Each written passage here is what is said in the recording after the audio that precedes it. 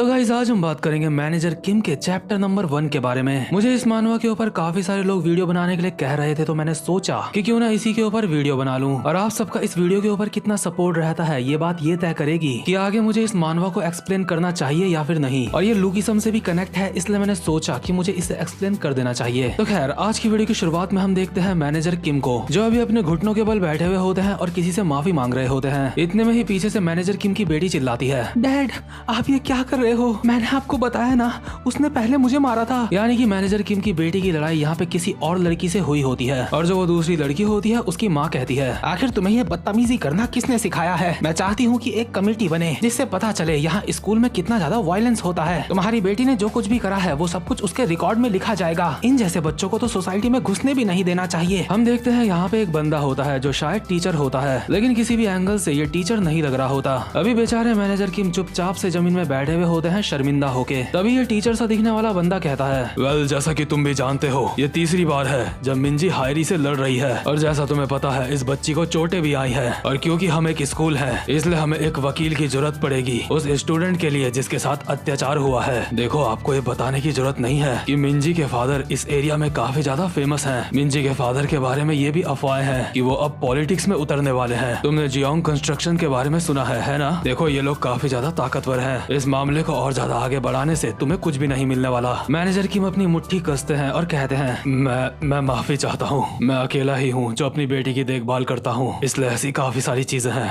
जो मैं उसको सिखा नहीं पाया। मैनेजर किम की बेटी चिल्ला के कहती है, डैड आप माफी क्यों मांग रहे हो? लेकिन मैनेजर किम दूसरी लड़की के पेरेंट्स के सामने घुटने टेक के बोल रहे होते हैं, एक लड़की का बाप दूसरे लड़की के बाप से माफी मांगना चाहता है, प्लीज मुझे माफ कर दो। और माफी मांगने के बाद मैनेजर किम अपनी बेटी के साथ यहाँ से निकल लेते हैं। मैनेजर किम की बेटी आगे आगे चल रही होती है और मैनेजर किम पीछे। मैनेजर किम पीछे से कहते हैं, क्या तुम कुछ खाना चाहोगी? मैनेजर किम की बेटी कहती है, नहीं मुझे कुछ नहीं खाना। मैं ना खाना खाना चाहती हूँ और ना ही मैं स्कूल जाना चाहती हूँ, और ना ही मुझे मेरे इतने डरपोक डैड चाहिए। डैड आखिर आपकी दिक्कत क्या है? आपको क्या प्रॉब्लम है? मेरे स्कूल में हर किसी के डैड या फिर पॉलिटिक्स में है या फिर वो किसी बहुत बड़ी कंपनी के चेयरमैन हैं। सारे स्टूडेंट्स के डैड के पास काफी ज्यादा पावर है, और वहीं आप डैड सिर्फ एक कंपनी के मैनेजर हो। आखिर क्यों डैड? मैं ऐसे पैदा क्यों हुई? आखिर क्यों मेरे पास बाकियों की तरह कुछ भी नहीं है? और आखिर हम इतनी सारी जगहों को छोड़ के साउथ कोरिया में क्यों रहते हैं? मुझे सच में अपनी हालत देख के दया आ रही है खुद पे। आखिर आपने मुझे पैदा ही क्यों करा? अगर आपकी जिंदगी ऐसी होनी थी, जो इंसान एक बच्चे को ठीक से पाल नहीं सकता, उसको बच्चा रखने का कोई भी हक नहीं है। मैनेजर किम की बेटी अभी काफी ज्यादा रो रही होती है, वो बहुत ज्यादा दुखी होती है। मैनेजर किम को ये सब कुछ देख के खुद काफी ज्यादा दुख हो रहा होता है, लेकिन वो कुछ भी नहीं कर सकते। इतने में ही मैनेजर किम की बेटी यहाँ से जाने लगती है और मैनेजर किम पीछे से कहते हैं, मिंजी रुक जाओ। और यार यहाँ पे नामों में कंफ्यूज मत होना। यहाँ पे अभी अभी मुझे भी क्लियर हुआ है कि मैनेजर किम की बेटी का नाम है मिंजी, और जिसके साथ मिंजी ने फाइट करी उसका नाम होता है हैरी। बट पहले मैंने उन दोनों के नाम उल्टे समझ लिए थे। तो खैर अभी मिंजी यहाँ से जाने लगती है और अपने डैड को कहती है, मुझे अकेला छोड़ दो। आपको कहने के लिए मेरे पास कुछ भी नहीं है, और मेरे पीछे पीछे मुझे ढूंढने के लिए मत आना। मैं आज हैरियोंग के घर में रुकने वाली हूँ। मैं सच बता रही हूँ, अगर आप मुझे ढूंढते हुए मेरे पीछे आए, सच में मुझे बहुत ज्यादा गुस्सा आएगा आपके ऊपर। और मैनेजर किम बस खड़े खड़े देखते रह जाते हैं और उनकी बेटी यहाँ से चले जाती है। और भाई लोग आपको कहना चाहता हूँ कि जिस तरह से मिंजी ने अपने फादर को सुनाया है ना, इस तरह से कभी भी अपने पेरेंट्स को किसी को भी नहीं सुनाना चाहिए। यहाँ तक कि हमारा लुकिसम वाला डैनियल भी पहले अपनी मदर को ऐसे ही सुनाया करता था, बट बाद में डैनियल काफी ज्यादा मैच्योर हो जाता है और उसे समझ आता है कि उसे ऐसा नहीं करना चाहिए था, और रियल वर्ल्ड में ये बात बिल्कुल बहुत ज्यादा अप्लाई होती है। इसके बाद सीन शिफ्ट होता है और हम देखते हैं मिंजी को, जिसके अगल बगल काफी सारे स्टूडेंट्स होते हैं। हालांकि उन्होंने स्टूडेंट्स की ड्रेस नहीं पहनी होती। और यहाँ पे हम देखते हैं हैरी को, जो मिंजी के एक रैपट मारती है और कहती है, तू छोटी कुतिया, आखिर तू मुझे ऐसे क्या देख रही है? क्या तू मुझे दोबारा से मारना चाहती है? और हायरी मिंजी के रैपट बजा देती है। इतने में ही मिंजी भी हायरी के बाल पकड़ के उसको मारने की कोशिश कर रही होती है, और ये दोनों लड़कियां बिल्लियों की तरह आपस में लड़ने लगती हैं। और अगल बगल के लौंडे इन दोनों की फाइट का मजा ले रहे होते हैं और कहते हैं, वो ये तो एक कैट फाइट है, इसके पंजे तो काफी ज्यादा चलते हैं। इतने में ही यहाँ पे एक मोटा सा लौंडा आके मिंजी के लात मार देता है और कहता है,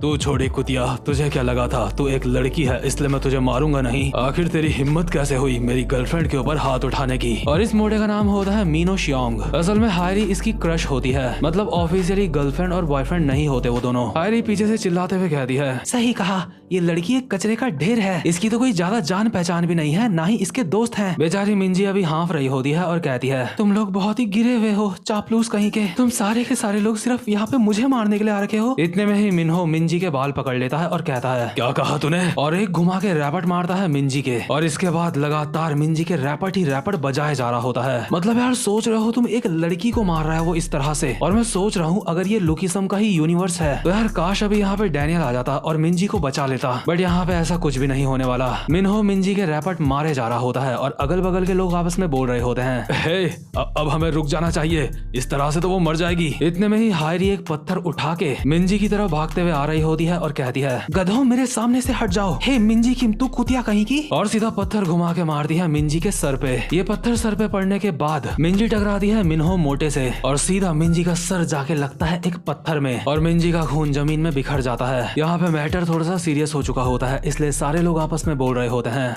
ओ शिट, आखिर हमने ये क्या करा, क्या ये मर चुकी है, कोई 911 को कॉल करो। मिनहो मोटा अपने मन में कहता है शिट, मेरी तो वाट लगने वाली है। इतने में ही एक लड़की कहती है मैं पुलिस को कॉल करती हूँ। इतने में ही मिनहो मोटा इस लड़की के मुंह पे हाथ लगा देता है और कहता है सब के सब तुम जो कुछ भी कर रहे हो रुक जाओ, तुम सब ने इस चीज में मेरा साथ दिया है, अगर मैं पकड़ा जाता हूँ तो मैं तुम सबका नाम बता दूंगा। तुम लोग ये अच्छी तरह से जानते हो मेरा जब दिमाग खराब होता है तो मैं कैसा होता हूँ, इसलिए समझदारी दिखाओ। तुम जिस किसी को भी कॉल कर रहे हो कॉल करना बंद करो। मैं एक गैंग के हेड को जानता हूँ, मैं उसको कॉल मिलाने की कोशिश करता हूँ। मुझे नहीं पता कि वो मेरी मदद करेगा या फिर नहीं, क्योंकि मैं यहाँ पे नया हूँ। अभी हम देखते हैं मिंजी जमीन में अनकॉन्शियस पड़ी हुई होती है और मिनहो एक बंदे को कॉल लगाता है और कहता है ओ हेलो सर, मैं मिनहो शियोंग बोल रहा हूँ। हाँ, मुझे आपकी एक मदद चाहिए।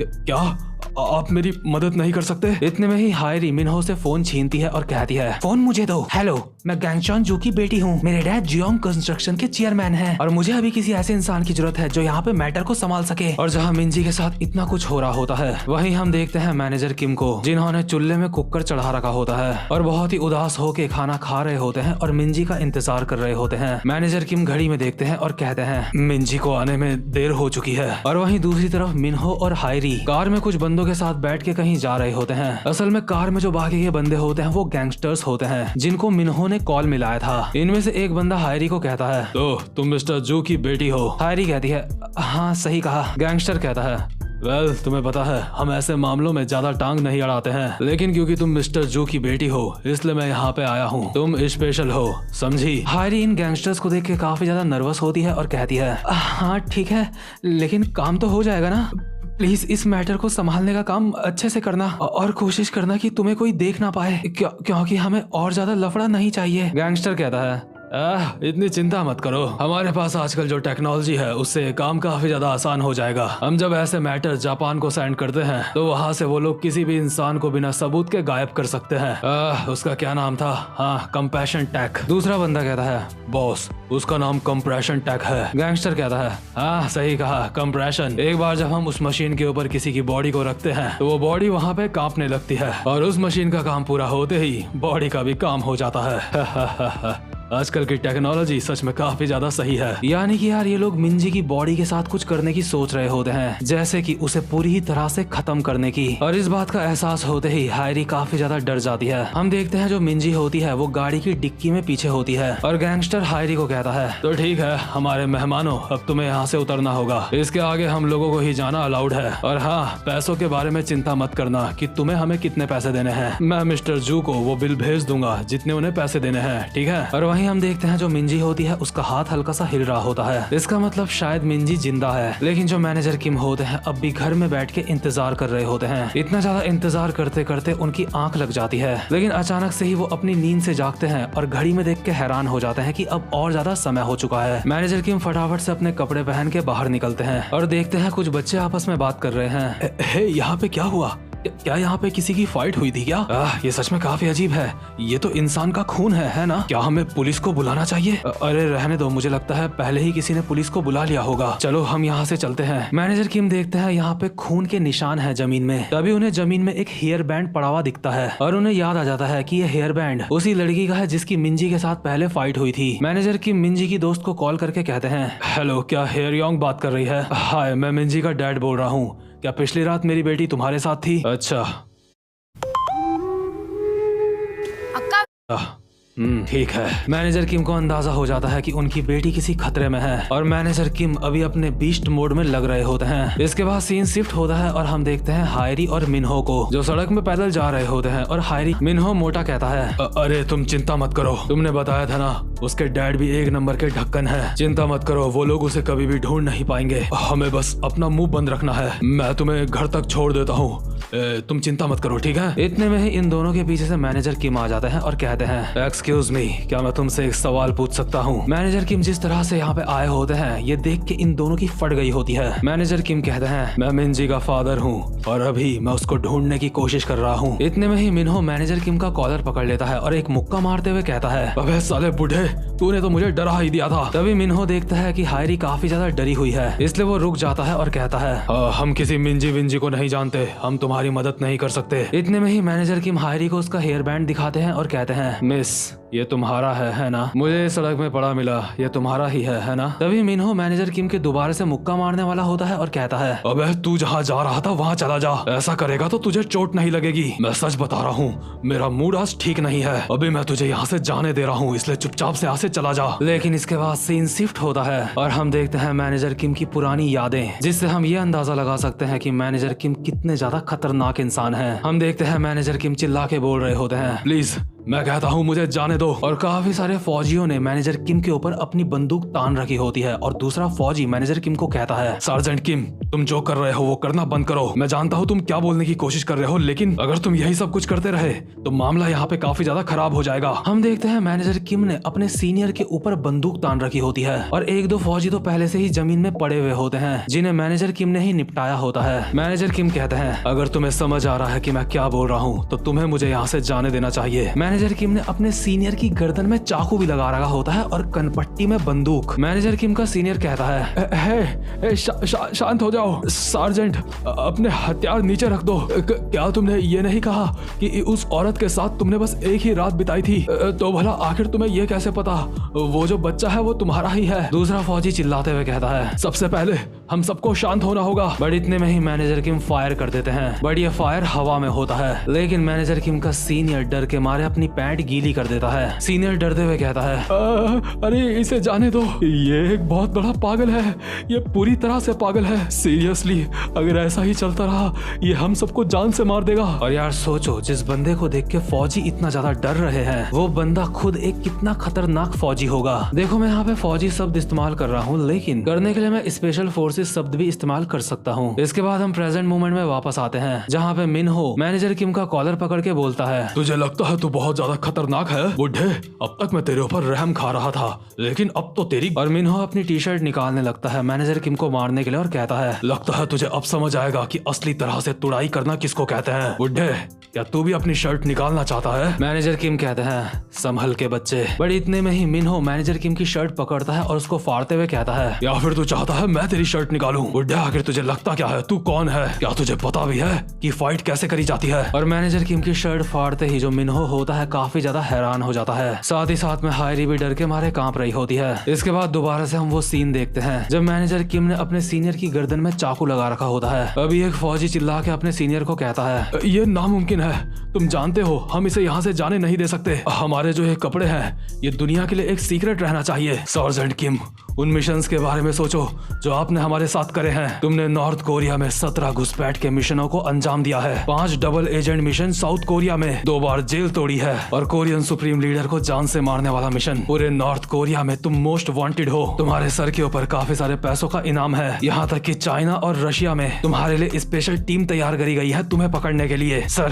क्या हम ये सोच सकते हैं कि अगर हमने इसे जाने दिया तो ये बाहर कोई भी हंगामा नहीं करेगा? नहीं, ऐसा नहीं हो सकता, ये बाहर नहीं जाना चाहिए। मैनेजर किम के होने से ही हम दूसरे देशों से समझौता कर पाते हैं। और यार अब आप समझ सकते हो कि मैनेजर किम कितने ज्यादा खतरनाक हैं। मैनेजर किम का इंटरनेशनल लेवल पे नाम चलता है, पूरी दुनिया में खौफ है मैनेजर किम का, और इसीलिए ये लोग मैनेजर किम को यहाँ से जाने देना नहीं चाहते, क्योंकि मैनेजर किम इतने ज्यादा खतरनाक इंसान है कि वो बाहर कुछ भी कर सकते हैं। लेकिन यार यहाँ पे देखने वाली बात ये भी है, जब एक इंसान के ऊपर बाप होने की जिम्मेदारी आ जाती है ना, तो वो काफी ज्यादा शरीफ हो जाता है। बट साथ ही साथ में जब उसके बच्चों का सवाल होता है तो वो किसी को भी फाड़ के रख सकता है। इसके बाद हम देखते हैं जैसे ही मिनहो मैनेजर किम की शर्ट फाड़ता है तो हम देखते हैं मैनेजर किम के शरीर पे इतने सारे कट्स के निशान होते हैं और काफी सारे ऐसे निशान भी होते हैं जैसे गोलियां पड़ी होंगी। मिनहो तो मैनेजर किम की बॉडी को देख के ही डर जाता है। मिनहो को हैरान होने का भी मौका नहीं मिलता। मैनेजर किम गोली की रफ्तार में मिनहो के ऊपर काफी सारे अटैक करते हैं और लास्ट में मिनहो के एक लात मार के उसको हवा में उड़ाकर जैसे ही जमीन में टकराने वाला होता है इतने में ही मैनेजर किम अपने जूते से मिनहो के सर को रोक लेते हैं टकराने से और कहते हैं मेरे पास तेरे लिए बस एक सवाल है, मेरी बेटी कहाँ है। और इसी के साथ ये वाला चैप्टर यहीं पे खत्म हो जाता है। और भाई लोग उम्मीद करता हूँ कि आपको मैनेजर किम का चैप्टर 1 अच्छा लगा हो और अब मैं मिलता हूँ आपसे